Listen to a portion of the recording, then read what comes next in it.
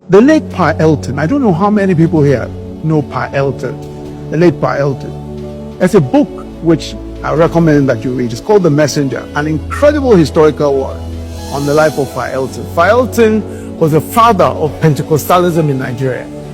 And almost every Pentecostal leader, from Bishop Ben Idahosa to Pastor Adeboye, and we're talking about generations after them, were influenced by the teachings of Pa Elton. He lived in Elisha and died in Elisha. That's where he lived practically all his life and died there. Of course, Pa Elton was an Englishman who came to Nigeria in the 40s and witnessed the revival. The revival was the likes of Pastor Babalola and all that. People who were, raising the dead. There were all sorts of incredible happenings at the time. But in the early 80s, especially on account of the influence of the American gospel, Pa Elton said this. He said, I'm worried about the prosperity gospel and the focus on wealth and materialism and personal popularity. I'm worried that it would hamper the spread of the true gospel in Nigeria. He observed in 1983, he said, for years now I have been disgusted with the level at which evangelism has become a commercial project.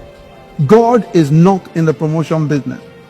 And Pa Elton is speaking of many in the Pentecostal church who God had used mightily to transform life. He was speaking about many. He said, look, I have seen many because I brought them up myself. He says, some of these men are becoming involved in the things of the world, the things of the flesh, over-ambitious for money and position and property and cars and houses. What has gone wrong? That was in 1983. If Pa Elton were to see today and the manipulation of the gospel to raise money and build empires, I wonder what he'll say. What shall we do then? What shall we do? The stewardship of influence is an immense responsibility, one that requires unwavering commitment to the true gospel of Jesus Christ. It's not a call to power, material wealth, or self-glorification, but to servanthood and sacrifice, and the relentless pursuit of the will of God.